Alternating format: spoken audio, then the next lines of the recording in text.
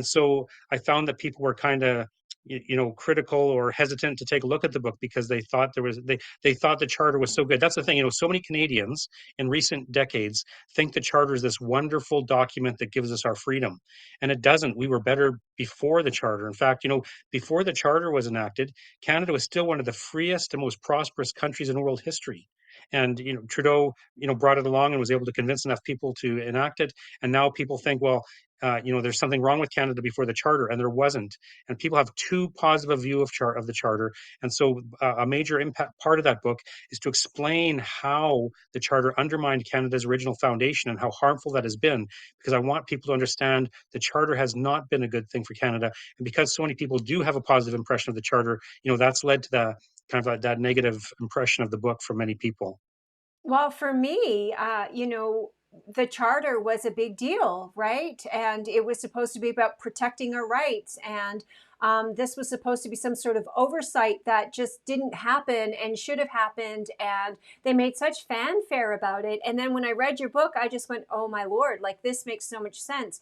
And after COVID in particular, to see how they just, whoof, charter rights, freedoms, who cares? Right? And the courts, which you explain this so eloquently in here. You are so articulate with your words. It's amazing. And yeah, I know I'm kind of, but it's true. It's so true. This book, it's such a small book, really. Just 100 and some pages, but cut out the fluff, cut out the filler, and here's the facts. And I mean, that's why I have so many stickies on here, because there are so many great little one line or a paragraph that just hits the nail right dead center.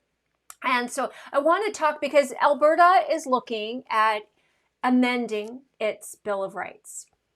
And I want to talk a little bit about how maybe Alberta might be able to challenge some of the Charter of Rights and Freedoms, because in particular, the Charter of Rights and Freedoms omits property rights.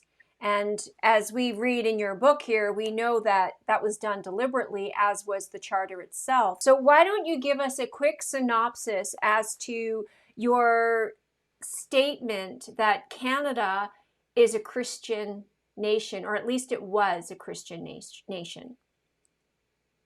Yeah, well, in Leaving God Behind, there's three major examples that I use to show that Canada was a Christian nation. And in each of those examples, it's the charter that overturned the important aspect, the important Christian law or policy that we had. The first one is the Lord's Day Act, which was enacted in 1906.